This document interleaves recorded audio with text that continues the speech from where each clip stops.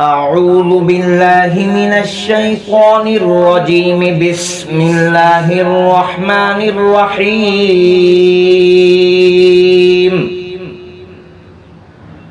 وإذا طلقتم النساء فبلغن أجلهن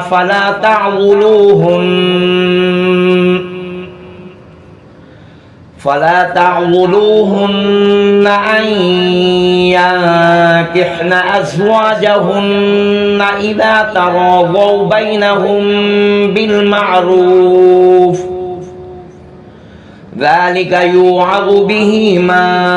كان منكم يؤمن بالله واليوم الآخر، ذلكم أزكى لكم وأطهر، والله يعلم وأنتم لا تعلمون. والوالدات يرضعن أولادهن حولين كاملين لمن أراد أن يتم الرضاعة، وعلى المولود له رزقهن وكسوتهن بالمعروف، لا تكلف نفس إلا وسعها، لا تضار والدة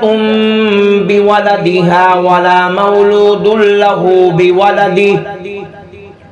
وعلى الوارث مثل ذلك،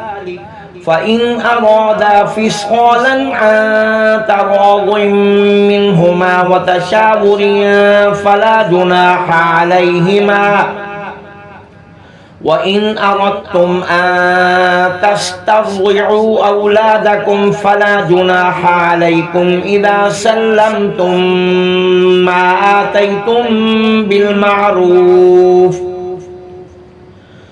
واتقوا الله واعلموا أن الله بما تعملون بصير. والذين يتوفون منكم ويذرون أزواجا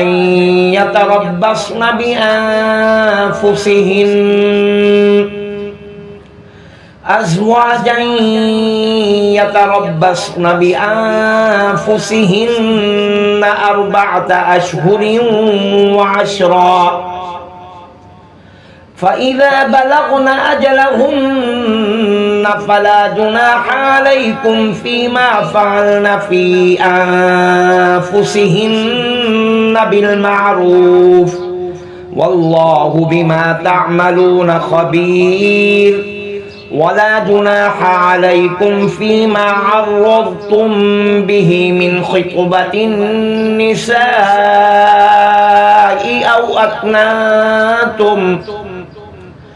أو أكننتم في أنفسكم، علم الله أنكم ستذكرونهن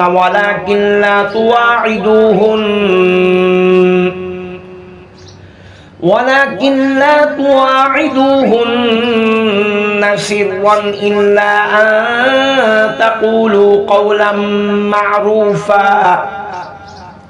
ولا تعزموا عقدة النكاح حتى يبلغ الكتاب أجله، واعلموا أن الله يعلم ما في أنفسكم فاحذروه، واعلموا أن الله غفور حليم. لا جناح عليكم إن طلقتم النساء ما لم تمسوهن أو تفرضوا لهن فريضة،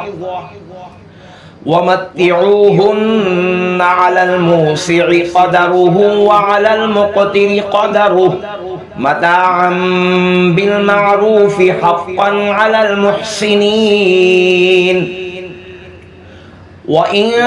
طلقتموهن من قبل أن تمسوهن وقد فرضتم لهن فريضة فنصف ما فرضتم إلا أن يعفون أو يعفو الذي بيده عقدة النكاح وأن تعفوا أقرب للتقوى ولا تنسوا الفضل بينكم إن الله بما تعملون بصير حافظوا على الصلوات والصلاة الوسطى وقوموا لله قانتين فإن خفتم فرجالا أو ركبانا فإذا أمنتم فاذكروا الله كما علمكم ما لم تكونوا تعلمون والذين يتوفون منكم ويذرون أزواجا وصية لأزواجهم متاعا إلى الحول غير إخراج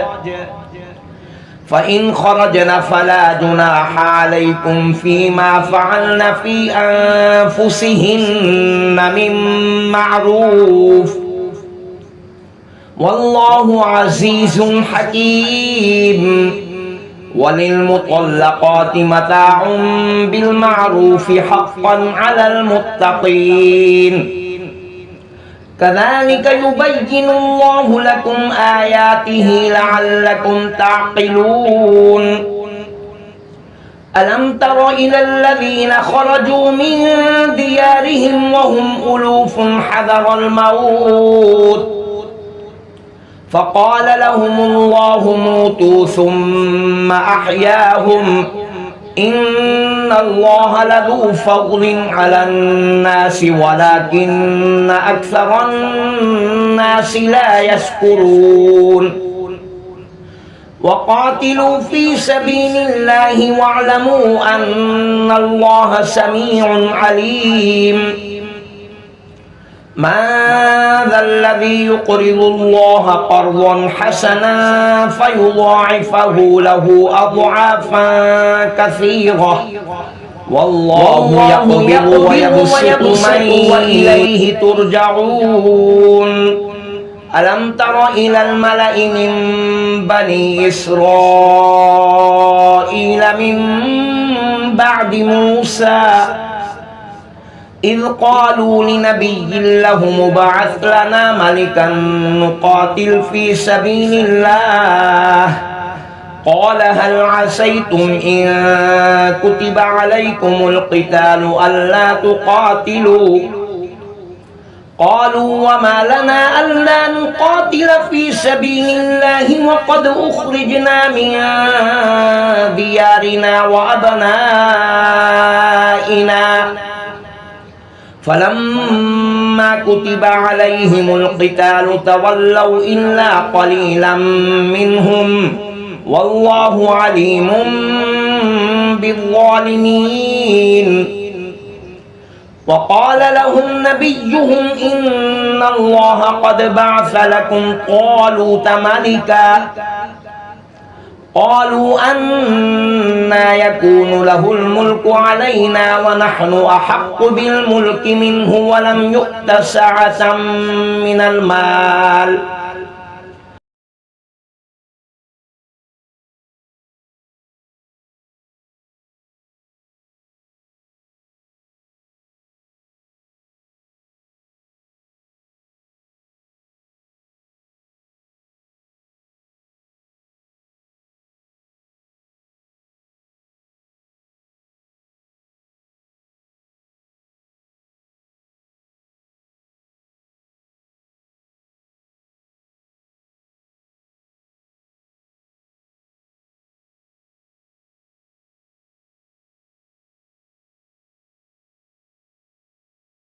قال إن الله اصطفاه عليكم وزاده بسطة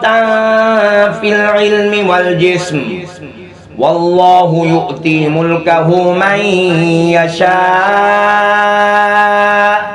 والله واسع عليم وقال لهم نبيهم إن آية ملكه أن يأتيكم التابوت فيه سكينة من ربكم وبقية مما ترك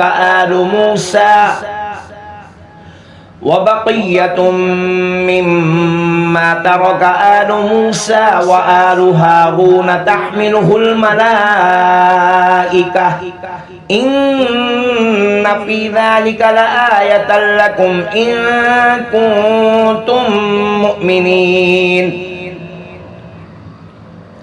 فلما فصل طالوت بالجنود قال إن الله مبتليكم بنهر فمن شرب منه فليس مني ومن لم يطعمه فإنه مني إلا من اغترف غرفة بيده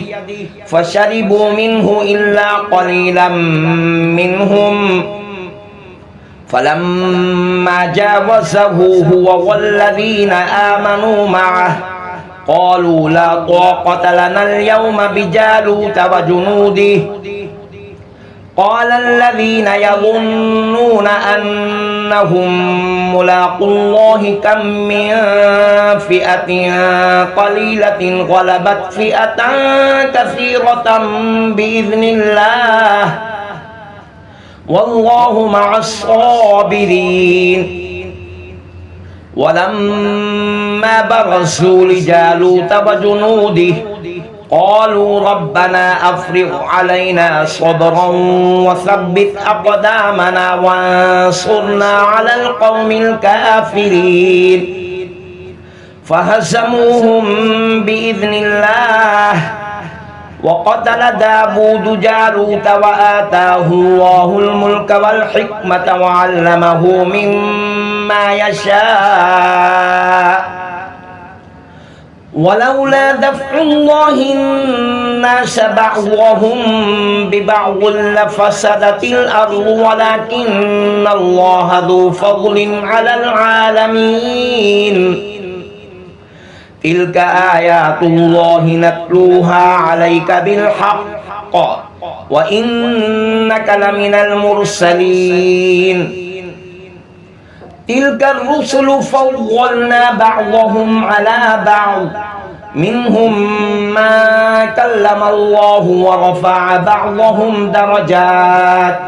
وآتينا عيسى ابن مريم البينات وأيدناه بروح القدس ولو شاء الله ما اقتتل الذين من بعدهم من بعد ما جاءتهم البينات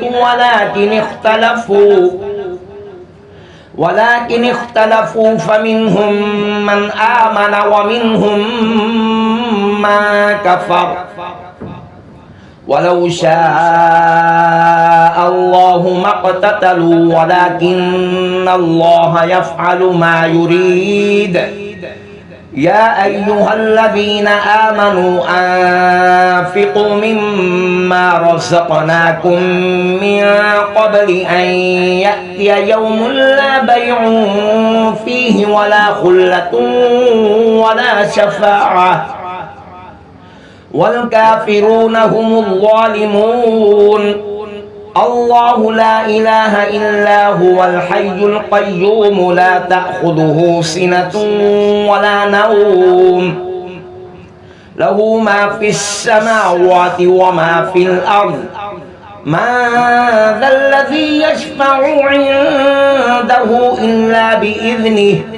يعلم ما بين أيديهم وما خلفهم ولا يحيطون بشيء من علمه إلا بما شاء وسع كرسيه السماوات والأرض ولا يؤوده حفظهما وهو العلي العظيم لا إكراه في الدين قد تبين الرشد من الغي فمن يكفر بالطاغوت ويؤمن بالله فقد استمسك بالعروة الوثقى لا انفصام لها والله سميع عليم الله ولي الذين آمنوا يخرجهم من الظلمات إلى النور والذين كفروا أولياؤهم الطاغوت يخرجونهم من النور إلى الظلمات أولئك أصحاب النار هم فيها خالدون ألم تر إلى الذي حاج إبراهيم في ربه أن آتاه الله الملك إذ قال إبراهيم ربي الذي يحيي ويميت قال أنا أحيي وأميت قال إبراهيم فإن الله يأتي بالشمس من المشرق فأت بها من المغرب فبهت الذي كفر والله لا يهدي القوم الظالمين أو كالذي مر على قرية وهي خاوية على عروشها قال أنى يحيي هذه الله بعد موتها فأماته الله 100 عام ثم بعثه قال كم لبثت قال لبثت يوما أو بعض يوم قال بل لبثت 100 عام فانظر إلى طعامك وشرابك لم يتسنه وانظر إلى حمارك ولنجعلك آية للناس وانظر إلى العظام كيف ننشزها ثم نكسوها لحما فلما تبين له قال أعلم أن الله على كل شيء قدير وإذ قال إبراهيم رب أرني كيف تحيي الموتى قال أولم تؤمن قال بلى ولكن ليطمئن قلبي قال فخذ 4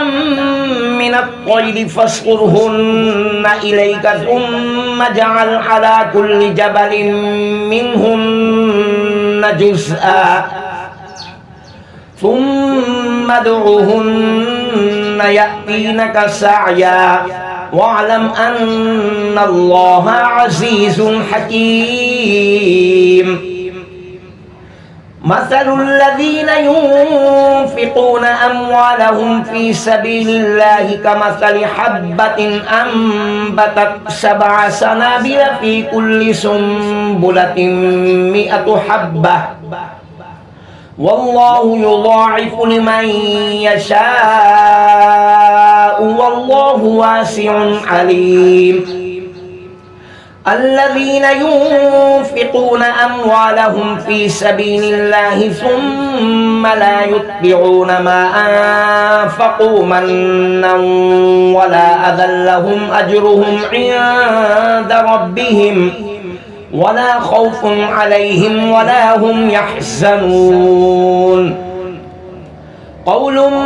معروف ومغفرة خير من صدقة يتبعها أذى والله غني حليم يا أيها الذين آمنوا لا تبطلوا صدقاتكم بالمن والأذى كالذي ينفق ماله رئاء الناس ولا يؤمن بالله واليوم الآخر فمثله كمثل صفوان عليه تراب فأصابه وابل فتركه صلدا لا يقدرون على شيء مما كسبوا والله لا يهدي القوم الكافرين ومثل الذين ينفقون أموالهم ابتغاء مرضات الله وتثبيتا من أنفسهم كمثل جنة بربوة أصابها وابل فآتت أكلها ضعفين فإن لم يصبها وابل فطل والله بما تعملون بصير أيود أحدكم أن تكون له جنة من نخيل وأعناب تجري من تحتها الأنهار له فيها من كل الثمرات وأصابه الكبر وله ذرية ضعفاء فأصابها إعصار فيه نار فاحترقت كذلك يبين الله لكم الآيات لعلكم تتفكرون يا أيها الذين آمنوا أنفقوا من طيبات ما كسبتم ومما أخرجنا لكم من الأرض ولا تيمموا الخبيث منه تنفقون ولستم بآخذيه إلا أن تغمضوا فيه واعلموا أن الله غني حميد الشيطان يعدكم الفقر ويأمركم بالفحشاء والله يعدكم مغفرة منه وفضلا والله واسع عليم يؤتي الحكمة من يشاء ومن يؤت الحكمة فقد أوتي خيرا كثيرا وما يذكر إلا أولو الألباب وما أنفقتم من نفقة أو نذرتم من نذر فإن الله يعلمه وما للظالمين من أنصار إن تبدوا الصدقات فنعما هي وإن تخفوها وتؤتوها الفقراء فهو خير لكم ويكفر عنكم من سيئاتكم والله بما تعملون خبير ليس عليك هداهم ولكن الله يهدي من يشاء وما تنفقوا من خير فلأنفسكم وما تنفقون إلا ابتغاء وجه الله وما تنفقوا من خير يوفى إليكم وأنتم لا تظلمون للفقراء الذين أحصروا في سبيل الله لا يستطيعون ضربا في الأرض يحسبهم الجاهل أغنياء من التعفف تعرفهم بسيماهم لا يسألون الناس إلحافا وما تنفقوا من خير فإن الله به عليم الذين ينفقون أموالهم بالليل والنهار سرا وعلانية فلهم أجرهم عند ربهم ولا خوف عليهم ولا هم يحزنون الذين يأكلون الربا لا يقومون إلا كما يقوم الذي يتخبطه الشيطان من المس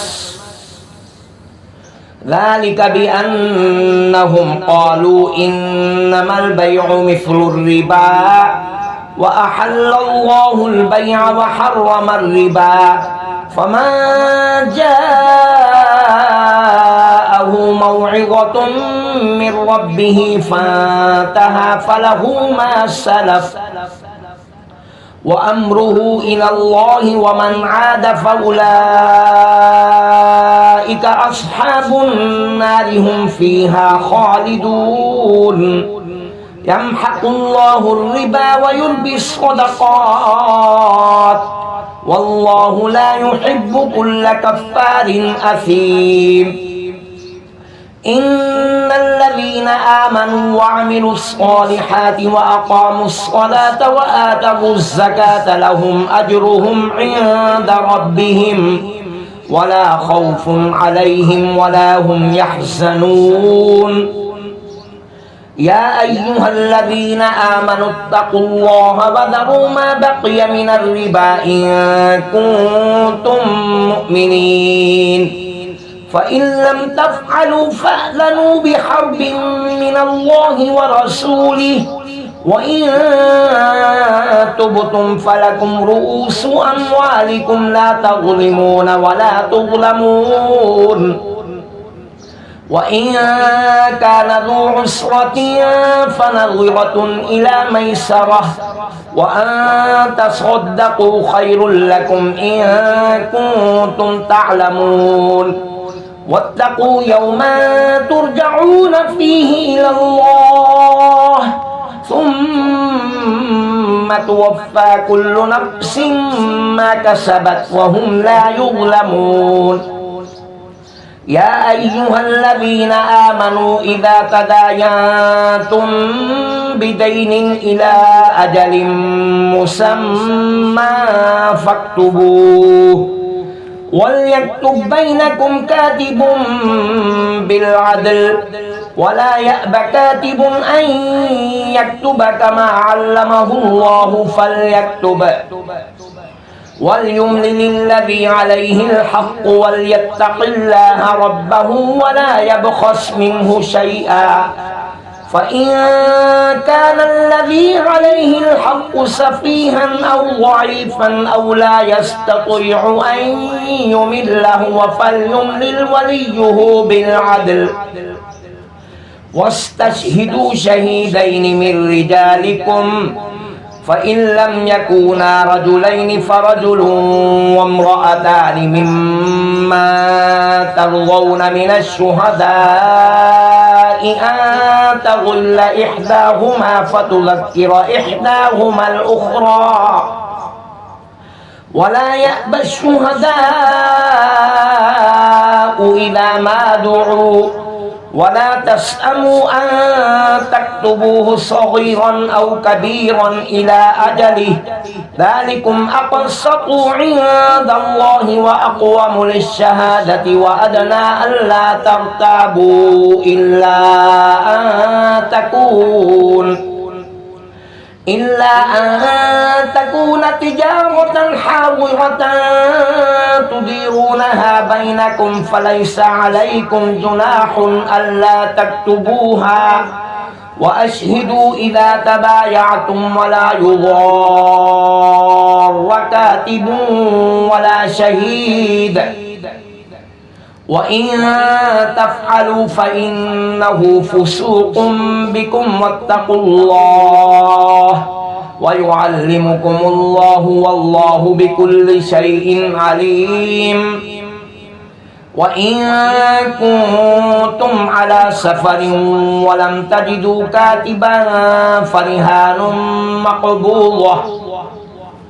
فإن أمن بعضكم بعضا فليؤدي الذي اؤتمن أمانته وليتق الله ربه ولا تكتموا الشهادة ومن يكتمها فإنه آثم قلبه والله بما تعملون عليم لله ما في السماوات وما في الأرض وإن تبدوا ما في أنفسكم أو تخفوه يحاسبكم به الله فيغفر لمن يشاء يشاء ويعذب من يشاء والله على كل شيء قدير آمن الرسول بما أنزل إليه من ربه والمؤمنون كل آمن بالله وملائكته وكتبه ورسله لا نفرق بين أحد من رسله وقالوا سمعنا وأطعنا غفرانك ربنا وإليك المصير لا يكلف الله نفسا إلا وسعها لها ما كسبت وعليها ما اكتسبت ربنا لا تؤاخذنا إن نسينا أو أخطأنا ربنا ولا تحمل علينا إصرا كما حملته على الذين من قبلنا ربنا ولا تحملنا ما لا طاقة لنا به واعف عنا واغفر لنا وارحمنا أنت مولانا فانصرنا على القوم الكافرين صدق الله العظيم